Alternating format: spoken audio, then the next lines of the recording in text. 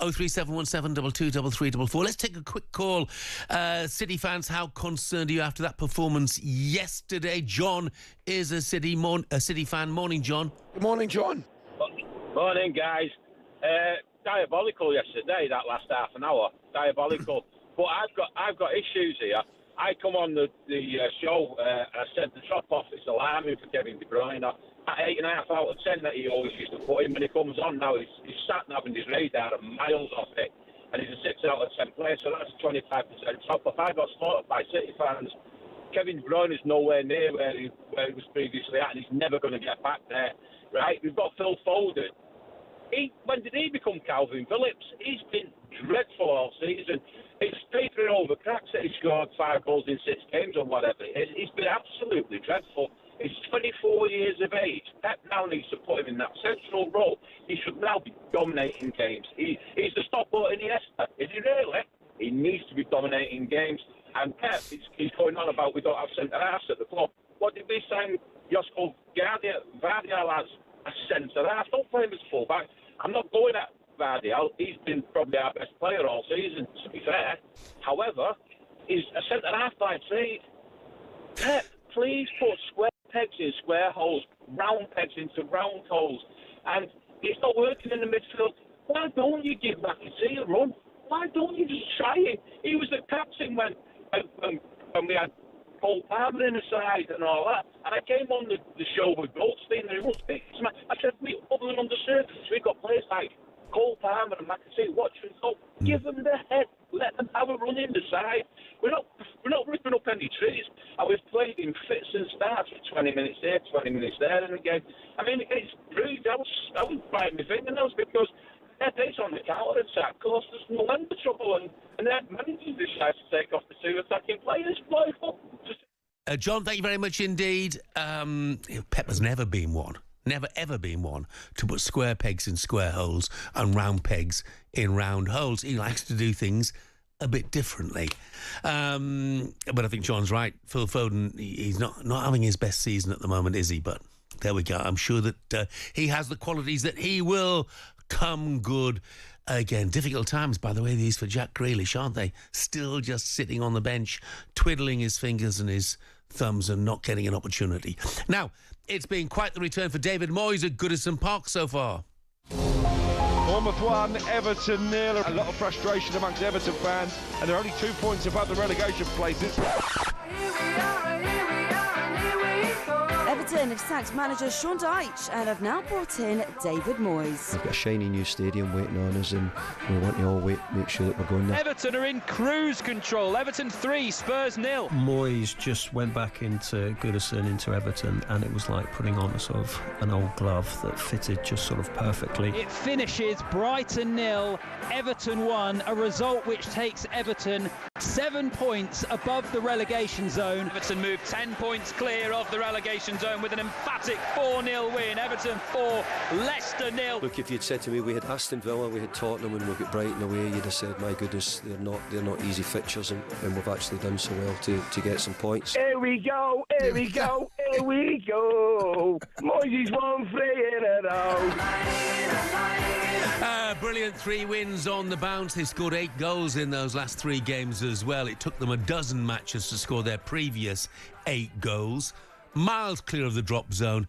It's quite some turnaround. Let's get more on this with former Everton skipper under David during his first stint in charge. It's a very good morning to Alan Stubbs. Morning, Stubbsy. Morning, Stubbsy. Morning, Jeff. Morning, Ali. Stubbsy, what's going on? I've got to say to you, Stubbsy, before we get any further, you win your game in hand, mate, unless I'm mistaken, which is, I mean, it's a distinct possibility. You win your game in hand and you go above Spurs and United. When's the last time you've been able to say that, Ali? I know. Listen, he's had the desired effect. You know, no disrespect to Sean Dyche. He came into a very difficult job at Everton, but the football in the end was awful. The players, if you've watched them in the last 2 games, they just look revitalised. They've got a spring in the step. I think they're really clear in what their jobs are. You've got your more influential players, as in like your NGI, even Lindstrom as well. They look like they're enjoying the football. There doesn't look like there's too much defensive responsibilities on them. You know, they're more thinking about going forward. And honestly, the football has been night and day. You know, so David Moyes deserves a lot of credit, because I know when he came in, there was a lot of people saying, you know, think it's a bad decision. You know, it's going to be the same. He's working with the same players. But it just shows you when the players players look like they're trying to win a game rather than not lose a game. You know, it looks like there's a different mentality amongst the group. Yeah. It was like having a new player, wasn't it, the weekend as well, with having James Garner back. And goodness me, he hit the ground running. What a pass. Yeah, it was an unbelievable ball. And I'm got to be honest, you know, he's probably the one player in the team that would only see that pass. You know, he's an intelligent footballer. He has been sorely missed. And him coming back has probably been brilliant timing for David Moyes with the injuries and Mangala, you know, being ruled out for the rest of the season with his cruciate. So it was great timing. I'm sure David now will be not relaxed, but he'll be trying to get a few more players in just to make Everton stronger.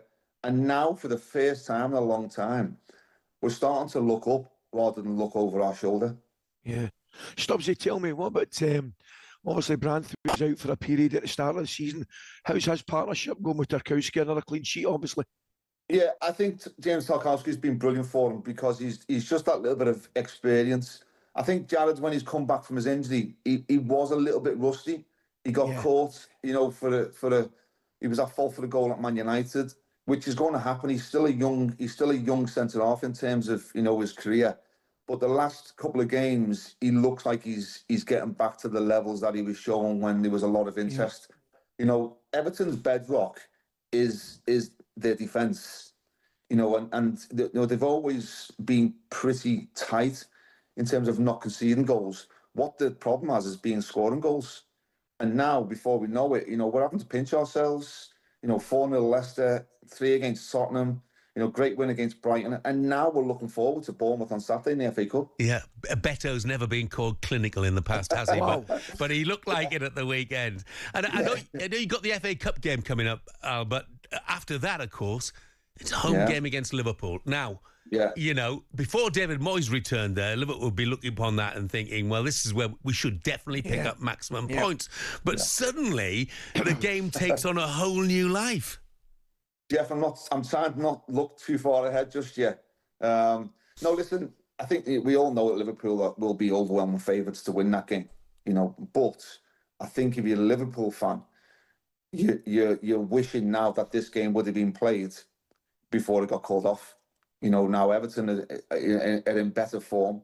It's going to potentially be the last game at Goodison under the lights, which is going to be a bit special as well. But no, I can't wait. I'm really looking forward to it. Another Merseyside derby, and it would be nice to get another result against them. Stubbsy, thanks very much indeed. Have a great week. I'm sure you will after the weekend. See you soon, mate. Thanks, Ali. Thanks, mate. Bye-bye now. talkSPORT Breakfast, waking you up Monday to Friday morning from 6 a.m. on AM, on DAB, via the talkSPORT app and on your smart speaker. talkSPORT.